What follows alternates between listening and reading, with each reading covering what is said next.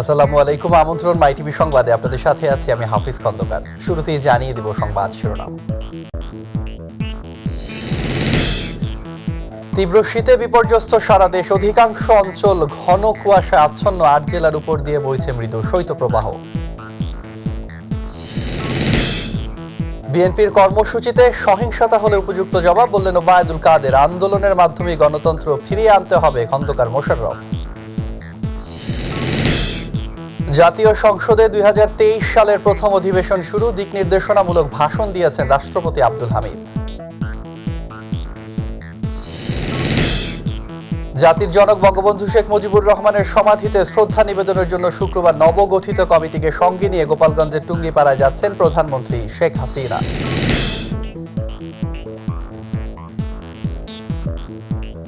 দর্শক, এতক্ষণ শিরোনাম শুনছিলেন, এবারে চলে যাচ্ছি বিস্তারিত সংবাদ। উত্তরাঞ্চলে বেড়েছে শীতের তীব্রতা। সন্ধ্যা থেকে দুপুর পর্যন্ত ঘন কুয়াশায় ঢাকা ছিল প্রায় সারা দেশ।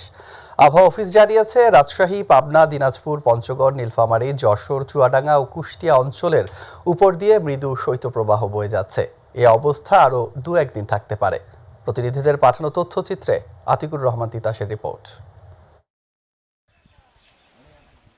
তীব্র শীতে বিপর্যস্ত সারা দেশ। এ যেন মাঘ না আসতে বাঘের কাঁপুনি ছুটে যাওয়ার মতো অবস্থা। এখনই অবস্থা জুবুতুবু হয়ে আছেন ছিন্নমূলের মানুষরা। উত্তরাঞ্চলে সীমান্ত ঘেঁষা জেলা কুড়িগ্রামে শীতের তীব্রতা বেড়েছে। গরম কাপড়ের অভাবে শীতের কষ্টে ভুগতে শুরু করেছে শিশু, বৃদ্ধ সহ নিম্ন আয়ের কর্মজীবী মানুষ। কনকনে ঠান্ডার সাথে হিমেল হাওয়া ঠান্ডার মাত্রা আরও বাড়িয়ে দিচ্ছে। টানা কয়েকদিনের ঠান্ডা আর ঘন কুয়াশায় জুবুতুবু হয়ে পড়েছে হিমালয় তীরবর্তী উত্তরের সীমান্তবর্তী জেলা লালমনিরহাটের জনজীবন। সকাল থেকে চারদিকে ঢাকা থাকছে ঘন কুয়াশা। খড়কুটোয় আগুন জ্বালিয়ে শরীর উষ্ণ করে ঠান্ডা থেকে রেহাই পাওয়ার চেষ্টা করছে শীতার্ত মানুষরা। দিনাজপুরের ফুলবাড়িতে ঘন কুয়াশা ও হিমেল হওয়ার কারণে শীত বেশি হওয়ায় শিশু, বয়স্ক, খেটে খাওয়া মানুষরা পড়েছেন চরম বিপাকে। দুপুর পর্যন্ত সূর্যের দেখা না পাওয়ায় শীত বেশি হওয়ায় গ্রামের অসহায় মানুষজন আগুন জ্বালিয়ে শীত নিবারণের চেষ্টা করছেন। চুয়াডাঙ্গায় বইছে শৈত্যপ্রবাহ, হিমেল হাওয়া। সকাল থেকেই ধীরে ধীরে বাড়তে শুরু করেছে শীতের তীব্রতা। আজ সকালে এখানে দেশের সর্বনিম্ন তাপমাত্রা রেকর্ড করা হয়েছে ৯.২ ডিগ্রি সেলসিয়াস। এদিকে শীতের তীব্রতা বেড়ে যাওয়ায় দেখা দিয়েছে ঠান্ডাজনিত রোগ। হিমেল হাওয়া আর তীব্র শীত জেঁকে বসেছে যমুনা পাড়ের শহর সিরাজগঞ্জে। ফলে বিপাকে পড়েছে সব শ্রেণীর মানুষ। সন্ধ্যার পর প্রায় জনশূন্য হয়ে পড়েছে ব্যস্ততম জেলা শহর সহ অন্যান্য উপজেলার বাজার ঘাটগুলো। এদিকে ঘন কুয়াশার কারণে সূর্যের দেখা না মেলায় দিনে ও রাতে বাড়ছে শীতের তীব্রতা। আবহাওয়া অফিস বলছে, এমন অবস্থা চলতে পারে আরও কয়েকদিন। কুয়াশার কারণে সূর্যের আলোটা ঠিকমতো আমরা পাচ্ছি না। এই কারণে এছাড়া অন্যান্য আবহাওয়ার বিভিন্ন কারণ রয়েছে এর সাথে জড়িত। এই কারণে শীতের তীব্রতা বেশি অনুভব করছে। একটানা ৩ দিন বা ৩টা স্টেশন বা ৩টা একটা বিস্তার এরিয়া নিয়ে থাকতো, তাহলে এটাকে শৈত্যপ্রবাহ বলা যেত। আতিকুর রহমান তিতাস, মাই টিভি। ভোরে ঘন কুয়াশার সাথে হিমশীতল বাতাস আর সন্ধ্যার পরপরই তীব্র শীতে নাস্তানাবুদ অসহায় দুস্থ ছিন্নমূল মানুষ। তাই একটু উষ্ণ পরশ পাওয়ার প্রত্যাশা ছিন্নমূল শীতার্ত মানুষের। রাজধানীর যত্রতত্র একটু উত্তাপের আশায় জবুথবু হয়ে পড়ে থাকেন এসব মানুষ। আরও জানাচ্ছেন আবু সাইদ অপু।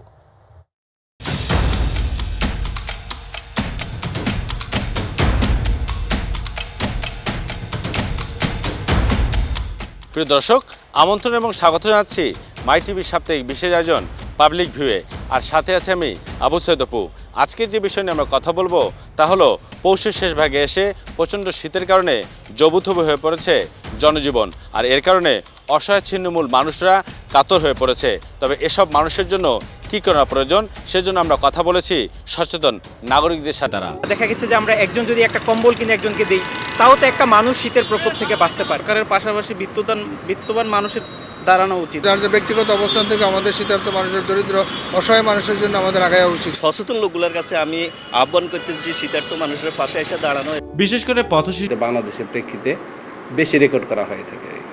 এই সময় দেখা যায় যে মাঝে মাঝে একটা স্পেল অনুযায়ী শীতের ইয়েটা পড়ে, যাদের 5 দিন বা 7 দিন মোটামুটি একটা ভালো শীত পড়ে। এছাড়াও শীতার্ত মানুষের পাশে দাঁড়ানোর আহ্বান ছিল এই আবহাওয়াবিদের। তাই না? এখন আমাদের যারা বিত্তশালী আছে বা সমাজ যারা মানে ওই যে সমাজসেবী যারা আছে বা তারা যদি এগিয়ে আসে, তাদেরকে যদি আমরা মানে ওইভাবে কোনো একটা আশ্রয়ে রাখতে পারি, অথবা তাদের যদি আমরা গরম পোশাক, যে শীতের পোশাক যদি দিতে পারি, তাহলে হয়তো তারা পাবে আর কি।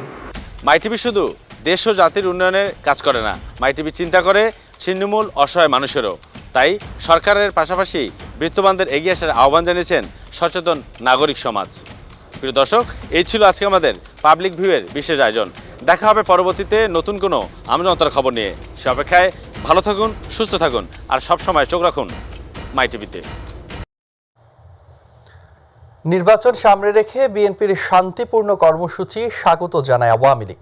তবে এই কর্মসূচি সহিংসতায় রূপ নিলে তার কঠোর জবাব দিতে প্রস্তুত রয়েছে বলেও জানান আওয়ামী লীগ সাধারণ সম্পাদক ওবায়দুল কাদের। সকালে সড়ক ভবনে সড়ক প্রকৌশলী সমিতির সম্মেলনে তিনি একথা জানান। ওবায়দুল কাদের বলেন, বিএনপির সরকার পতনের কোনো হুমকিতে আওয়ামী লীগ ভয় পায় না। তত্ত্বাবধায়ক সরকার ব্যবস্থা ডেড ইস্যু, এ নিয়ে আলোচনা করার সুযোগ নেই বলেও জানান ওবায়দুল কাদের। আমরা হাঁক ডাক, হুমকি ধামকি, সরকার পতন, শেখ হাসিনা এসবকে ভয় পান না। আল্লাহ পাক ছাড়া তিনি কাউকে ভয় করেন না। বিরোধী দল আন্দোলন করবে, শান্তিপূর্ণ আন্দোলন স্বাগত জানায়, কিন্তু এটা সহিংস রূপ ধারণ করলে সমুচিত জবাব দিতে প্রস্তুত। ক্ষমতাসীনরা গণতন্ত্র সহ রাষ্ট্রের অন্যান্য কাঠামো ধ্বংস করেছে অভিযোগ করে বিএনপির স্থায়ী কমিটির সদস্য ডক্টর খন্দকার মোশাররফ হোসেন বলেছেন, গণতন্ত্র যারা ধ্বংস করেছে তারা তা ফিরিয়ে আনবে না, তাই রাজপথে আন্দোলনের মাধ্যমেই তা ফিরিয়ে আনতে হবে। রাজধানীর গুলশানে খ্রিস্টান ধর্মাবলম্বীদের সাথে মতবিনিময় অনুষ্ঠানে তিনি এসব কথা বলেন। বিএনপি ক্ষমতায় গেলে সকল ধর্মের মানুষকে নিয়ে ক্ষমতাসীন সরকারের হাতে ধ্বংস হওয়া রাষ্ট্র কাঠামো মেরামতে কাজ করবে বলেও জানান তিনি। এবং এই সরকারকে না হটাতে পারলে যত অনাচার অত্যাচার, যত রকমের এদেশে অন্যায় আছে তা কিন্তু আমরা দূরীভূত করতে পারবো না। আমরা সকলে মিলে ঐক্যবদ্ধভাবে আমাদের প্রিয় মাতৃভূমিকে আমরা উদ্ধার করব। 2022 সাল সবার জন্য চ্যালেঞ্জিং ছিল উল্লেখ করে রাষ্ট্রপতি মোহাম্মদ আব্দুল হামিদ বলেছেন, জাতীয় জীবনের এক গুরুত্বপূর্ণ সন্ধিক্ষণ অতিক্রম করছে জাতি। বৃহস্পতিবার জাতীয় সংসদে প্রথম অধিবেশনে দেয়া বক্তব্যে কথা বলেন তিনি। সংবিধান অনুযায়ী বছরের প্রথম অধিবেশনে রাষ্ট্রপতি ভাষণ দেন। এর আগে স্পিকার ডক্টর শিরিন শারমিন চৌধুরীর সভাপতিত্বে সংসদ অধিবেশন শুরু হয়। রাষ্ট্রপতি বলেন, বাংলাদেশ করোনা মহামারী সফলভাবে মোকাবেলা করে অর্থনীতির গতিশীলতা বজায় রাখতে সক্ষম হলেও রাশিয়া ইউক্রেন যুদ্ধ আমাদেরকে এই অগ্রযাত্রাকে শ্লথ করেছে। তারপরও 2021-22 অর্থ বছরের সংশোধিত বাজেটের তুলনায় 2022-23 অর্থ বছরে বাজেট 14% বেড়ে 6,78,064 কোটি টাকায় দাঁড়িয়েছে। ছিল চ্যালেঞ্জের একটি বছর। সমগ্র বিশ্বে পার করেছে এক কঠিন সময়। করোনা অতিমারি আমরা সফলভাবে মোকাবেলা করে অর্থনৈতিক গতিশীলতা বজায় রাখতে সক্ষম হলেও রাশিয়া ও ইউক্রেনের যুদ্ধ আমাদের এই অগ্রযাত্রাকে শ্লথ করেছে। তারপরও 2021-22 অর্থ বছরের সংশোধিত বাজেটের তুলনায় 2022-23 অর্থ বছরের বাজেট 14% বৃদ্ধি পেয়ে 6,78,064 কোটি দাঁড়িয়েছে। প্রধানমন্ত্রী শেখ হাসিনার নেতৃত্বে প্রবৃদ্ধি উন্নয়নে বাংলাদেশের রেকর্ড, এমন শিরোনামে সংবাদ মাধ্যম এশিয়ান লাইট ইন্টারন্যাশনাল তাদের এক নিবন্ধ প্রকাশ করেছে। নিবন্ধে বলা হয়, অল্প সময়ের মধ্যে বাংলাদেশ নিম্ন আয়ের এবং স্বল্পোন্নত দেশ থেকে নিম্ন মধ্যম আয়ের উন্নয়নশীল দেশে পরিণত হয়েছে। জিডিপির দিক থেকে বাংলাদেশ এখন বিশ্বের 43তম বৃহত্তম অর্থনীতি। একই সঙ্গে পিপির দিক থেকে বাংলাদেশের অবস্থান 32তম বলেও উল্লেখ করা হয়েছে ওই নিবন্ধে।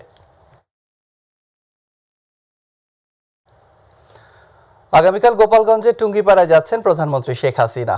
দশমবারের মতো আওয়ামী লীগের নির্বাচিত সভাপতি হয়ে শেখ হাসিনা নবগঠিত কমিটিকে সঙ্গে নিয়ে জাতির জনক বঙ্গবন্ধু শেখ মুজিবুর রহমানের সমাধিতে শ্রদ্ধা নিবেদন করতে গোপালগঞ্জের টুঙ্গিপাড়ায় যাচ্ছেন।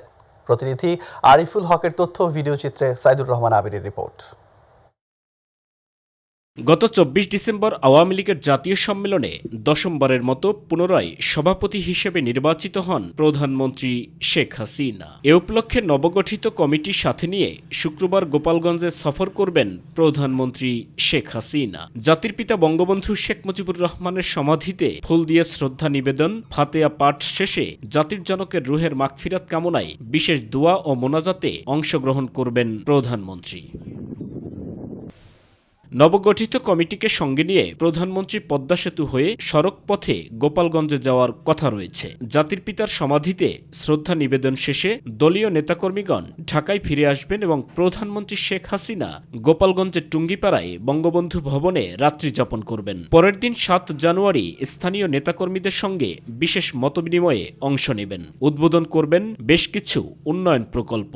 সারা গোপালগঞ্জ উৎসব মুখর হয়ে উঠেছে, কারণ পার্টি প্রধান এবং সরকার প্রধান আগামী ৬ তারিখে জাতির জনক বঙ্গবন্ধুর মাজার জিয়ারত করার জন্য গোপালগঞ্জ আসছেন। ২৪টি উন্নয়ন প্রকল্প উদ্বোধন করবেন আর একটি উন্নয়ন প্রকল্পের ভিত্তিপ্রস্তর স্থাপন করবেন। এদিকে প্রধানমন্ত্রীর আগমন কেন্দ্র করে গোপালগঞ্জের নেতাকর্মীদের মধ্যে ব্যাপক উৎসাহ উদ্দীপনা সৃষ্টি হয়েছে। প্রিয় নেত্রী সভানেত্রী হয়ে তার পিতার মাজার জিয়ারত করতে আসছেন, তাকে বরণ করার জন্য আমরা সকলেই খুশি আনন্দে উদযাপন করছি। আগমন করতেছেন, সেজন্য আমরা অধীর আগ্রহে অপেক্ষা করছি জননেত্রীর জন্য। এই উপলক্ষে আমরা গোপালগঞ্জবাসী এবং গোপালগঞ্জের সর্বস্তরের নেতা কর্মী সকলে আমরা আনন্দিত। সমাধিস্থল ইতিমধ্যেই প্রস্তুত করা হয়েছে। প্রশাসনের পক্ষ থেকে নিরাপত্তার চাদরে ঢেকে দেয়া হয়েছে গোটা এলাকা। সাইদুর রহমান আবির, মাই টিভি নিউজ ডেস্ক। মুক্তিযোদ্ধাদের গেজেট প্রকাশ হওয়ার পরে যাচাই বাছাই করে তার বাতিল করতে পারবে না জাতীয় মুক্তিযোদ্ধা কাউন্সিল জামুকা। বিচারপতি জুবায়ের রহমান চৌধুরী ও বিচারপতি ইবাদত হোসেনের হাইকোর্ট বেঞ্চে রায় দেন। হাইকোর্টের রায়ে উল্লেখ করেন, গেজেটভুক্ত মুক্তিযোদ্ধাদেরকে সাব কমিটির মাধ্যমে যাচাই বাছাই করে তাদের গেজেট বাতিলের সিদ্ধান্ত নেয়ার কোনো এখতিয়ার জামুকার নেই। গাইবান্ধার গোবিন্দগঞ্জ উপজেলার ২৪ জন মুক্তিযোদ্ধাকে যাচাই বাছাই করে জামুকা বাতিলের সুপারিশ করে, যারা নৌ কমান্ড হিসাবে মুক্তিযুদ্ধে অংশ নিয়েছিলেন। পরবর্তীতে এই সুপারিশের বিরুদ্ধে তারা উচ্চ আদালতে আসলে জামুকার সুপারিশ কেন অবৈধ হবে না জানতে চেয়ে রুল জারি করেন হাইকোর্ট।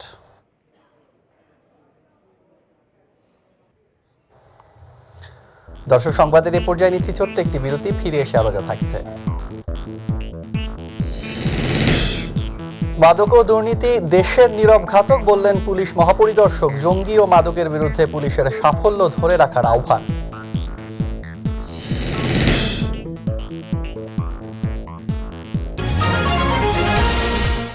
দর্শক, বিরতির পর স্বাগত আরো একবার। আপনারা দেখছেন মাই টিভি সংবাদ। মাদক ও দুর্নীতি দেশের নীরব ঘাতক উল্লেখ করে পুলিশের মহাপরিদর্শক চৌধুরী আব্দুল্লাহ আল মামুন জঙ্গি ও মাদকের বিরুদ্ধে পুলিশের সাফল্য ধরে রাখার আহ্বান জানিয়েছেন। বৃহস্পতিবার রাজধানীর রাজারবাগ পুলিশ লাইন্সে আইজিপি ব্যাজ প্রদান অনুষ্ঠানে আহ্বান জানান তিনি। আইজিপি বলেন, বাংলাদেশে জঙ্গিবাদের কোনো ঠাঁই হবে না। বিস্তারিত হাসান জাকিরের রিপোর্টে। মাদক, দুর্নীতি ও জঙ্গিবাদ দমনে প্রশংসনীয় ভূমিকা রাখায় এবছর পুলিশের ৪৫৮ জন কর্মকর্তা ও সদস্য পেল আইজিপি ব্যাচ। একই সঙ্গে মাদক ও অস্ত্র উদ্ধারের জন্য দেয়া হয় বিশেষ সম্মাননা পুরস্কার। এ সময় প্রধান অতিথির বক্তব্যে আইজিপি দেশের সকল থানাকে জনসাধারণের সেবা কেন্দ্র হিসেবে বিবেচনা করে এর গুণগত মান বাড়ানোর নির্দেশনা দেন। সমাজের সকল শ্রেণী পেশার মানুষের কাছে তাদের কাঙ্ক্ষিত সেবা পৌঁছে দিতে হবে। থানার যে সার্ভিস ডেলিভারির গুণগত মান দিন দিন আরও বৃদ্ধি করতে হবে। জঙ্গিবাদ, সন্ত্রাসবাদ দমন করে 999-এর মাধ্যমে তড়িৎ গতিতে যেভাবে আমরা মানুষকে সেবা দিয়ে মানুষের আশা আকাঙ্ক্ষার মাত্রা আমরা বাড়িয়েছি, সেই আশা আকাঙ্ক্ষার যে মাত্রা, এই মাত্রা থানা পর্যায় থেকেও বাংলাদেশ পুলিশকে তারা যে ধারণা করে, সেই ধারণাকে আমরা সুউচ্চতা ধারণ করব। পরে শিল প্যারেডে আইজিপির সালাম গ্রহণের মাধ্যমে শেষ হয় তৃতীয় দিনের পুলিশ সপ্তাহের কার্যক্রম। অপরদিকে রাজারবাগ পুলিশ অডিটোরিয়ামে পুলিশ নারী কল্যাণ সমিতি আয়োজিত বার্ষিক সম্মেলনে প্রধান অতিথির বক্তব্যে শিক্ষামন্ত্রী ডাক্তার দীপুমণি বলেন, নারীদের কল্যাণে আলোকবর্তিকা হয়ে কাজ করছে পুনাক। ডিজিটাল বাংলাদেশের ধারাবাহিকতায় যে স্মার্ট বাংলাদেশে আমরা পৌঁছতে চাই, সেই স্মার্ট বাংলাদেশ গড়বার স্মার্ট নাগরিক যে প্রয়োজন, স্মার্ট গভর্নেন্স প্রয়োজন, স্মার্ট অর্থনীতি প্রয়োজন, স্মার্ট সমাজ প্রয়োজন, তার প্রতিটি ক্ষেত্রেই আপনারা অবদান রাখছেন, আরও রাখবেন। হাসান জাকির, মাই টিভি, ঢাকা। এবার আমাদের কৃষি।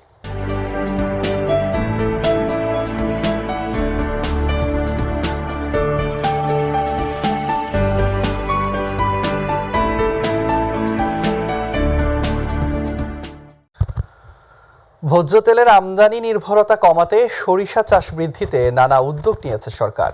কৃষকদের বিনামূল্যে সার, বীজ প্রদান সহ নানা প্রশিক্ষণ দিচ্ছে স্থানীয় কৃষি বিভাগ। সরকারি প্রণোদনা পেয়ে সরিষা চাষে আগ্রহ বেড়েছে কুমিল্লার চান্দিনার কৃষকদের মাঝে। লক্ষ্যমাত্রার চেয়ে ৩ হেক্টর বেশি জমিতে সরিষা চাষ হয়েছে এবছর। শাহজালাল সরকার সাজুর রিপোর্ট জানাচ্ছেন শামস তাবরিজ উচ্ছ্বাস। এবছর আশানুরূপ সরিষার আবাদ হয়েছে কুমিল্লার চান্দিনায়। মৌসুমের প্রথম পর্যায়ে ভালো দাম থাকায় সরিষা আবাদ নিয়ে স্বপ্ন কৃষকদের চোখে। কৃষকরা জানান ৩ মাসের কম সময়ে সরিষার ফলন ঘরে তোলা যায়। বিঘা প্রতি সর্বোচ্চ ৭,০০০ টাকা উৎপাদন খরচ হলেও ৩০,০০০ টাকার সরিষা পাওয়া যায়। ফলে এখন কৃষকদের নিকট লাভজনক ফসল হয়ে উঠেছে সরিষা। এদিকে জমির উর্বর শক্তি বৃদ্ধি পাওয়ায় এই জমিতেই বোরো ধান ভালো হয়। আশা করি আমরা যে ফলন পামু খরচের চেয়ে অনেক লাভবান হব। আমরা কি ধানের পরে সরিষা করছি, ইনশাল্লাহ সরিষা তুললে আবার ধান প্রদান করব। তো সরিষা করছি, যদি ফলন ভালো হয় ইনশাল্লাহ আগামীতে করব। উপজেলা কৃষি কর্মকর্তারা আমাদেরকে সহযোগিতা করেছে। সরিষার আবাদ চলমান থাকলে ভোজ্য তেলের স্বয়ংসম্পূর্ণতা অর্জন হবে বলে মনে করছেন কৃষি বিভাগের এই কর্মকর্তা। অন্যদিকে সরিষার তেল প্রকৃতিগতভাবে ওমেগা-3 ও ওমেগা-6 রয়েছে, যা শরীরের জন্য ভালো অভিমত চিকিৎসকদের। সরিষার তেলে প্রচুর ক্যালসিয়াম, ম্যাগনেসিয়াম এগুলো রয়েছে, যা বাত ব্যথার জন্য অত্যন্ত উপকারী। এছাড়াও ওমেগা-3 পলিআনস্যাচুরেটেড ফ্যাটি অ্যাসিড এগুলো থাকার কারণে যে বার্ধক্যজনিত যে সমস্যাগুলো হয় সেগুলো কমে আসে। বৈশ্বিক পরিস্থিতির কারণে তেল জাতীয় ফসলের বা তেলের একটা সংকট, ভোজ্য তেলের একটা সংকট রয়েছে সারা বাংলাদেশে, এবং এবছর সরিষায় আসলেই বিপ্লব সংগঠন হয়েছে। চলতি মৌসুমে চান্দিনায় সরিষার আবাদ হয়েছে ১১৬ হেক্টর জমিতে, যার লক্ষ্যমাত্রা ১১৩ হেক্টর, যা থেকে ১৭০ মেট্রিক টন সরিষা উৎপাদন করা হবে। শামস তাবরিজ উচ্ছ্বাস, মাই টিভি, নিউজ ডেস্ক। দর্শক, সংবাদের এই পর্যায়ে দিচ্ছি আরও একটি বিরতি, ফিরে এসে আরও থাকছে। যুক্তরাষ্ট্রের উচাহ অঙ্গরাজ্যের একটি বাড়ি থেকে 8 জনের মরদেহ উদ্ধার। ম্যাসাচুসেটস পুলিশের গুলিতে বাংলাদেশি বংশোদ্ভূত শিক্ষার্থী নিহত। বিপিএল ক্রিকেটের নবম আসর শুরু হচ্ছে। কাল উদ্বোধনী ম্যাচে মুখোমুখি চট্টগ্রাম চ্যালেঞ্জার্স ও সিলেট স্ট্রাইকার্স। দ্বিতীয় ম্যাচে কুমিল্লা ভিক্টোরিয়ান্সের প্রতিপক্ষ রংপুর রাইডার্স।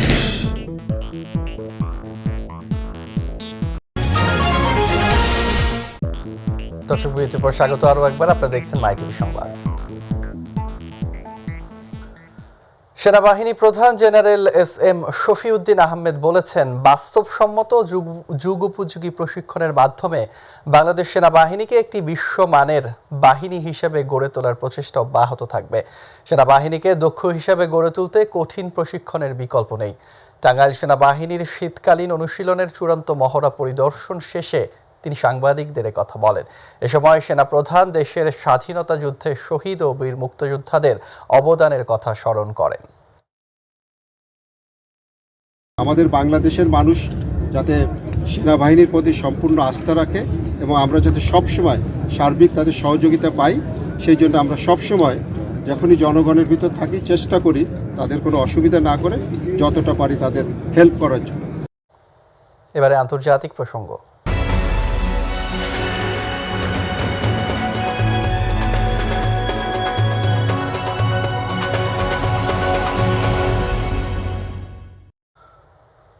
যুক্তরাষ্ট্রের উচাহ অঙ্গরাজ্যের ইনোজ শহরের একটি বাড়ি থেকে 5 শিশুসহ 8 জনের মরদেহ উদ্ধার করেছে পুলিশ। বুধবার শহরটির কর্মকর্তারা এক প্রেস বিজ্ঞপ্তিতে তথ্য জানিয়েছে। বিজ্ঞপ্তিতে বলা হয়, পুলিশ তাদের সামাজিক তল্লাশি তৎপরতার অংশ হিসেবে ওই বাড়িটিতে গেলে 5 শিশু ও 3 জন প্রাপ্তবয়স্ক লোকের লাশ খুঁজে পায়। প্রত্যেকের দেহে গুলির আঘাতের চিহ্ন রয়েছে। এ বিষয়ে জনসাধারণের প্রতি কোনো হুমকি বা সুনির্দিষ্টভাবে কোনো সন্দেহভাজন রয়েছে বলে মনে করছে না কর্তৃপক্ষ। ইনোজ শহরটি উটা অঙ্গরাজ্যের দক্ষিণ পশ্চিমাঞ্চলে অবস্থিত, যার জনসংখ্যা প্রায় ৮,০০০। শহরটি সল্টলেক সিটি থেকে ৪০০ কিলোমিটার দক্ষিণে অবস্থিত। যুক্তরাষ্ট্রের ম্যাসাচুসেটস অঙ্গরাজ্যের ক্যামব্রিজে পুলিশের গুলিতে বাংলাদেশি বংশোদ্ভূত এক শিক্ষার্থী নিহত হয়েছেন।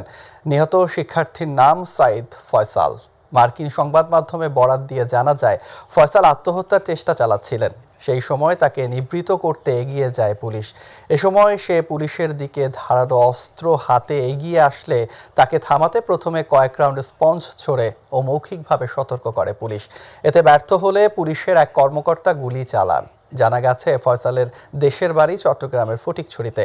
তিনি ইউনিভার্সিটি অব বোস্টনে ইউম্যাস লেখাপড়া করতেন। এবারে খেলা সংবাদ।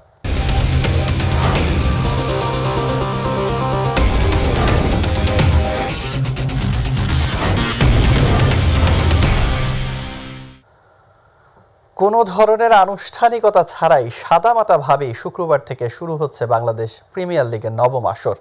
উদ্বোধনী ম্যাচে চট্টগ্রাম চ্যালেঞ্জার্সের বিপক্ষে মাঠে নামবে সিলেট স্ট্রাইকার্স। আর দিনের দ্বিতীয় ম্যাচে কুমিল্লা ভিক্টোরিয়ান্সের প্রতিপক্ষ রংপুর রাইডার্স।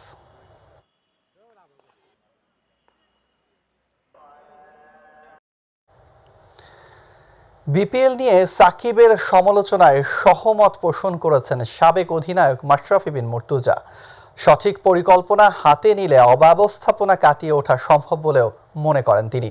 এ বিষয়ে বিসিবি প্রধান নির্বাহী নিজামউদ্দিন চৌধুরী বলেন, বোর্ডের সীমাবদ্ধতার কথা জানা নেই বলেই সাকিব এমন মন্তব্য করেছেন। এস এম আরিফের রিপোর্ট। এখন এক প্লেয়ার একদিন আসবে, 2 দিন চলে যাবে, কে কখন আসবে যাবে কেউ জানে না। ড্রেস পায় না এখনো প্লেয়াররা, আমি নিউজে দেখলাম আপনাদের থেকে, জার্সি। হ্যাঁ, মানে একটা জাতা অবস্থা। এর থেকে আমাদের ঢাকা প্রিমিয়ার লিগ মেবি আরো বেটার ওয়েতে হয়। বুধবার গণমাধ্যমের সামনে সাকিবের এমন বক্তব্য নাড়া দিয়ে যায় দেশের ক্রিকেট অঙ্গন। শুধু তাই নয়, বোর্ডের সিইওর পদে থাকলে বিপিএল এর অব্যবস্থাপনা মুহূর্তেই সমাধান করে ফেলতেন বলেও মন্তব্য করেন বিশ্বসেরা অলরাউন্ডার। আমাকে যদি সিইওর দায়িত্ব দেওয়া হয় বিপিএল এর, আমার বেশি দিন লাগবে না, আমার ধারণা 1 থেকে 2 মাস লাগবে সবকিছু ঠিক করতে। তার এমন মন্তব্য নিয়ে শুরুতে কথা বলতে রাজি না হলেও সীমাবদ্ধতার দোহাই দেন বিসিবির প্রধান নির্বাহী Nizamuddin Chowdhury. I not very sure যে উনি কোন প্রেক্ষাপটে কথাগুলো বলেছেন বা কতটুকু ইনফরমেশন ওনার কাছে ছিল। আমাদের লিমিটেশনগুলো জানলে হয়তো ওনার অবস্থান থেকে বা ওনার এই কথা হয়তো উনি বলতেন কিনা আই ডাউট। সো আমি একটুকুই বলবো, এর বাইরে কিছু বলাটা আসলে ঠিক হবে না। তবে বিপিএলে অব্যবস্থাপনা নিয়ে সাকিবের বক্তব্যের সাথে একমত মাশরাফি বিন মুর্তজা। সাকিব যেটা বলেছে অ্যাবসলিউটলি অন, মানে আমি স্পট অন আমার কাছে মনে হয়। এর সাথে আমি একটু যদি চেঞ্জ করি, আমার কাছে মনে হয় কিছুটা বাধা বাংলাদেশে আছে মার্কেট ভ্যালুতে। যথাযথ পরিকল্পনার মাধ্যমে ফ্র্যাঞ্চাইজি এই টুর্নামেন্টকে জৌলুসপূর্ণ করা সম্ভব বলেও মনে করেন সাবেক এই অধিনায়ক। টুর্নামেন্টের 3 মাস আগে একটা অকশন, তারপর টুর্নামেন্টের আগে এই মাঠে প্র্যাকটিস করে এভাবে চেঞ্জ হবে না, এটা নিয়ে অনেক বিস্তর আলোচনার বিষয় আছে। নেভার টু লেট আমার কাছে মনে হয় যে আপনি যদি আজকে থেকে শুরু করেন, নেক্সট ইয়ারে দেখবেন যে আপনি অন্যরকম। তো খেলার মাঠের খেলাটা হয়তো ভালো হয় বলে এই জিনিসগুলো পরে পিছে চলে যায়। এস এম আরিফ, মাই টিভি, ঢাকা। দর্শক, এরই সাথে শেষ করছি সংবাদ। ধন্যবাদ সাথে থাকার জন্য। পরবর্তী সংবাদ দেখার আমন্ত্রণ জানিয়ে বিদায় নিচ্ছি। আল্লাহ হাফেজ।